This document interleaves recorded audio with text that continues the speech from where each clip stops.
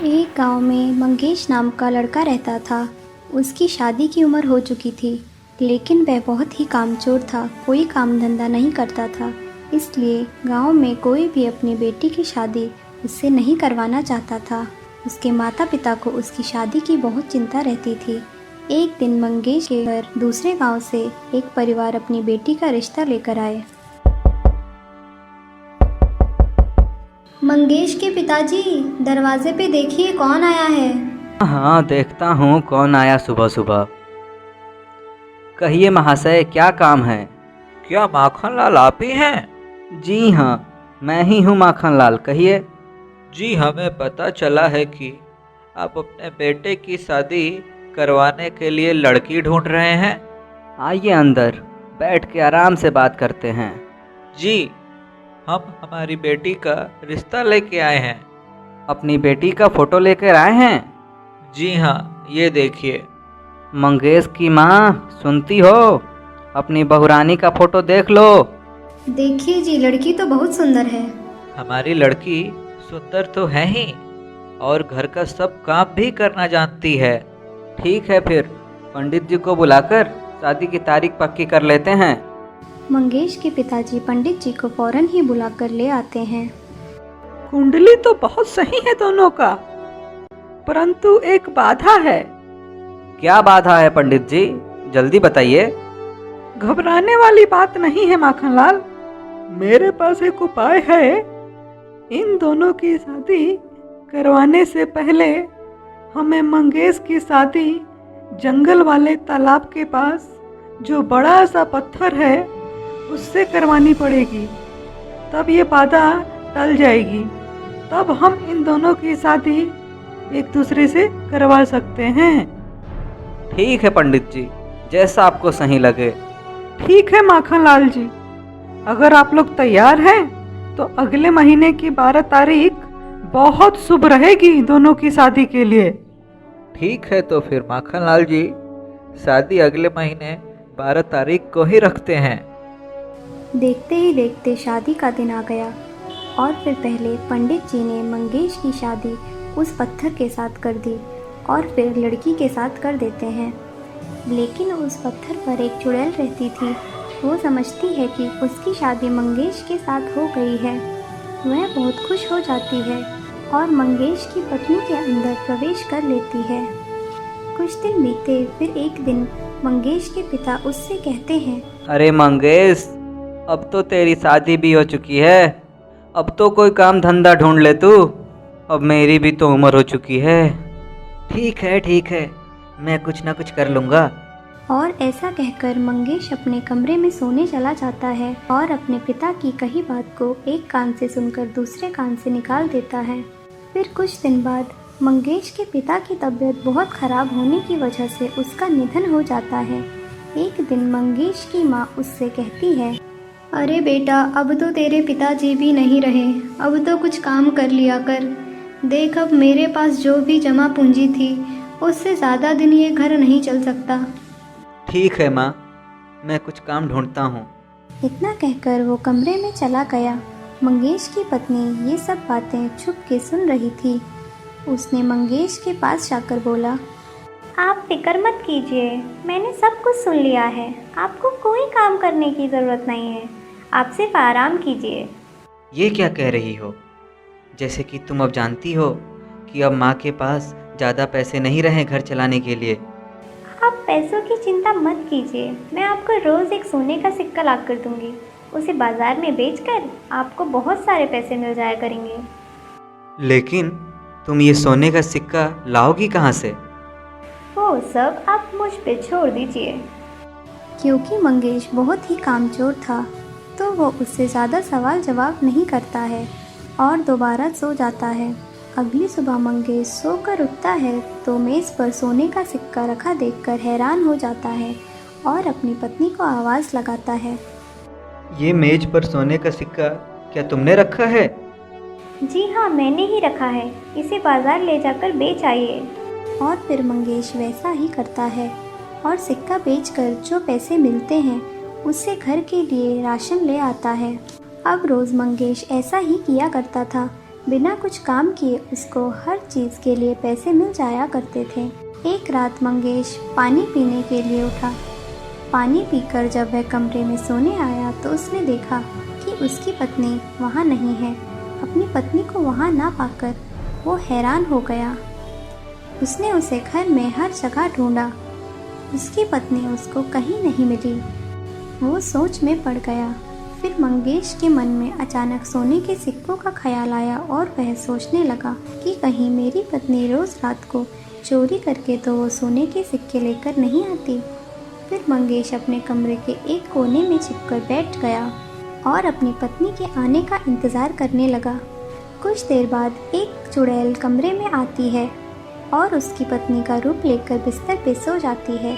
मंगेश ये सब देखकर बहुत डर जाता है और सोचता है कि मेरी पत्नी में ये चुड़ैल प्रवेश कर चुकी है। यही मुझे काम पे जाने से रोकती है और हर सुबह सोने का सिक्का देती है। अगली सुबह मंगेश सबसे पहले पंडित जी के पास जाता है और उनसे सारी बातें बताता है। तो पंडित जी उससे कहते हैं, मंगेश, ये सब तुम्हारे लिए तो अच्छा है। तुम्हें बिना कुछ काम किए रोज सुबह एक सोने का सिक्का मिल जाता है। फिर क्यों उस चुड़ैल से पीछा छुड़वाना चाहते हो? नहीं नहीं पंडित जी, मैं अब से पूरा मन लगा कर काम किया करूँगा। अब बस मुझे उस चुड़ैल से छुटकारा दिलवा दो। ठीक है, मैं कोई उपाय निकालता हूँ। और कुछ देर पंडित जी ने कुछ सोचा और बोले, ठीक है मंगेश, तुम घर जाओ। मैं रात को तुम्हारे घर आकर उस चुड़ैल से तुम्हें छुटकारा दिलवा दूंगा। रोज़ की तरह चुड़ैल आधी रात को उठकर बाहर चली गई। मंगेश और पंडित जी कमरे में छुपकर उसके आने का इंतज़ार करने लगे। कुछ देर बाद चुड़ैल वापस आई और सो गई। तभी पंडित जी ने उस पर गंगा जल छिड़का तो मंगेश की पत्नी के शरीर से चुड़ैल अलग हो गई और चिल्लाने लगी, मुझे छोड़ दो, मैंने किसी का क्या नुकसान किया है? मुझे क्यों मार रहे हो? मैंने किसी का क्या बिगाड़ा है? मुझे मत मारो। ठीक है, लेकिन एक शर्त पे। तुझे ये गांव छोड़कर हमेशा के लिए चले जाना होगा। ठीक है, मुझे छोड़ दो। मैं अब तुम्हें कभी नजर नहीं आऊंगी। और इतना कहकर चुड़ैल चली जाती है। अब अगले दिन से ही मंगेश रोज काम पर जाने लगता है और मेहनत करके पैसे कमाने लगता है। ये कहानी विक्रम नगर की है। वहाँ एक धनी राम करके एक धनवान आदमी रहता था।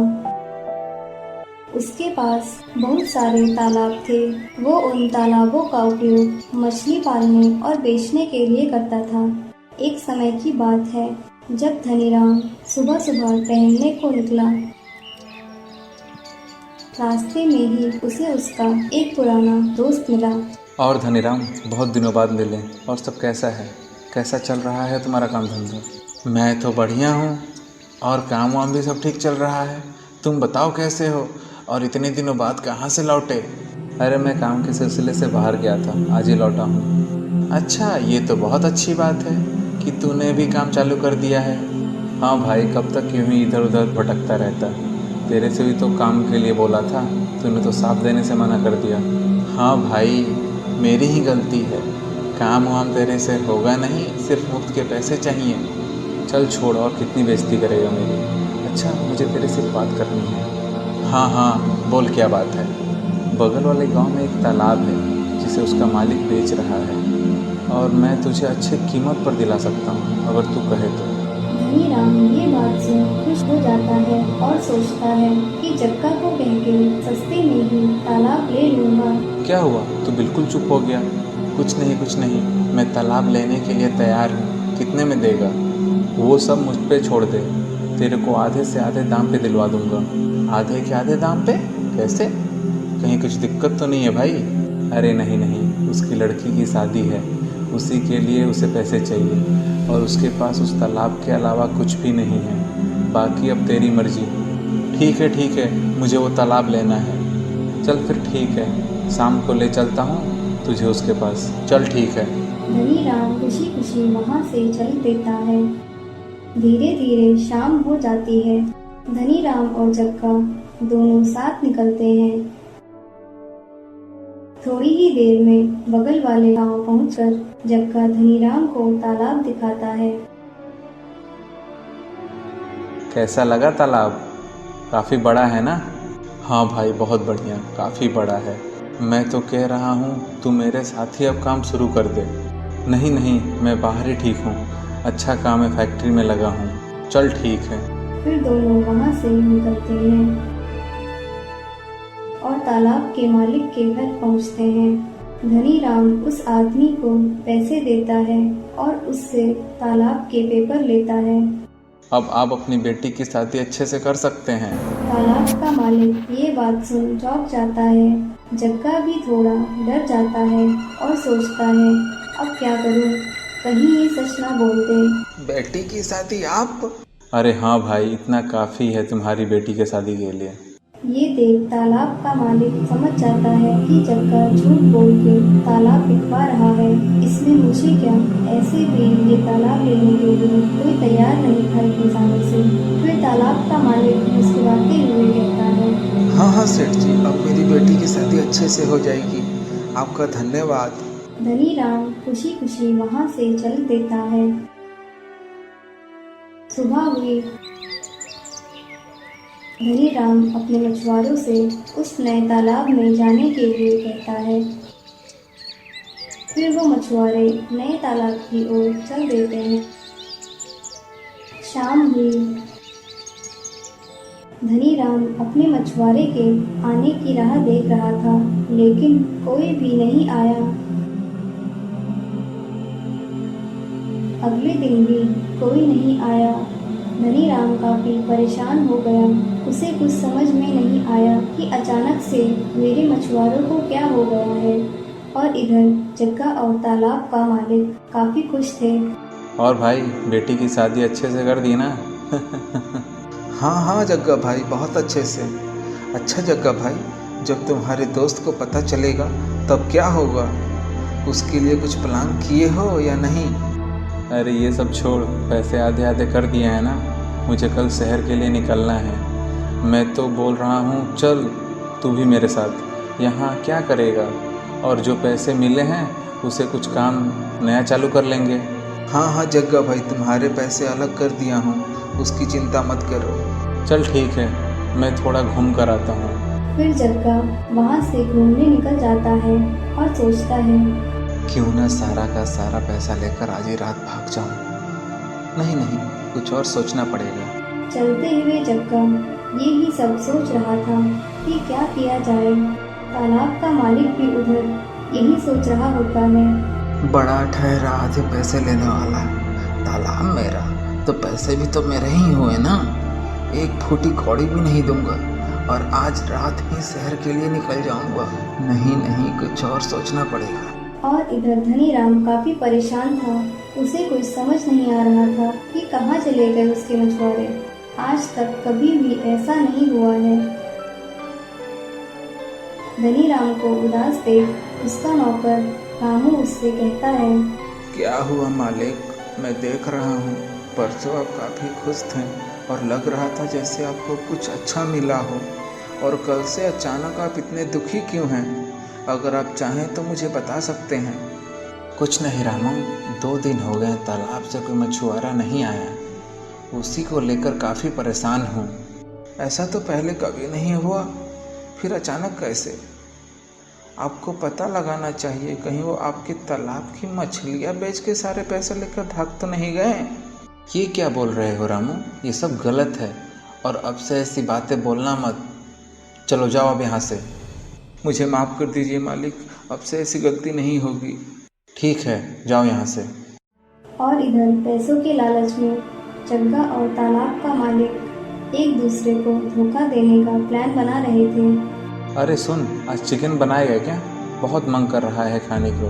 तालाब का मालिक ये सुन खुश हो जाता है, मानो जैसे वो यही चाह रहा था। हाँ क्यों नहीं, जाकर लेकर आ जाओ। चल ठीक है, मैं लेकर आता हूँ। आज इसके खाने में जहर डाल दूंगा। ना रहेगा बांस, ना बजेगी बांसुरी। तालाब का मालिक भी सोच के मुस्कुरा रहा था। ले, आज चिकन के साथ जहर खा। बहुत उड़ता है ना तू, आज के बाद तेरा खेल ही खत्म। हाँ हाँ हाँ हाँ। थोड़े समय बाद चिकन बन के तैयार हो गया। दोनों मन ही मन खुश हो रहे थे। थोड़ी ही देर बाद दोनों को मुक्ति मिल जाती है। दोनों के मुंह से झाग निकल रहा होता है। दोनों मर चुके होते हैं और इधर धनीराम सोच रहा होता है कि क्यों ना तालाब पे जाकर देख आता हूँ। रामू, हाँ हाँ मालिक, अभी आया। हाँ मालिक, बोलिए। मैं सोच रहा था कि क्यों ना नए तालाब पर जाकर देख के आते हैं, कोई है भी वहाँ कि नहीं। अंधेरा होने वाला है मालिक, कल सुबह चलते हैं। नहीं, हम अभी जाएंगे। डर लगता है क्या तुम्हें अंधेरे में? नहीं मालिक, ऐसी कोई बात नहीं है, चलिए ठीक है। फिर दोनों उस तालाब की ओर चल देते हैं। कुछ देर चलने के बाद अचानक रामू चौंक जाता है। क्या हुआ रामू, सब ठीक तो है? मालिक, तालाब को देखिए। तालाब के पानी का रंग लाल हो चुका था और कुछ आदमियों की लाशें भी दिख रही थी।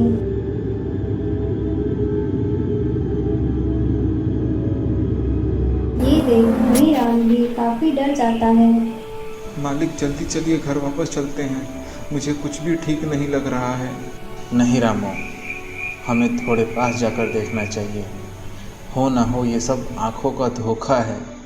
रामू और धनीराम बिल्कुल डरे हुए धीरे धीरे तालाब के पास जाते हैं। और ये क्या, ये सब मछुआरों की लाशें थीं जिन्हें धनीराम ने भेजा था। ये देख दोनों बहुत ही डर जाते हैं और वहाँ से निकलने का सोचते हैं। तभी तालाब से एक डरावना हाथ निकलता है और उन दोनों को पकड़कर तालाब में डुबा देता है। कुछ देर बाद दोनों का मरा हुआ शरीर पानी की सतह पे आ जाता है। सुबह हुई। तालाब के पानी का रंग बदल चुका होता है और ना ही सतह पर कोई मरा हुआ होता है। और रात होते ही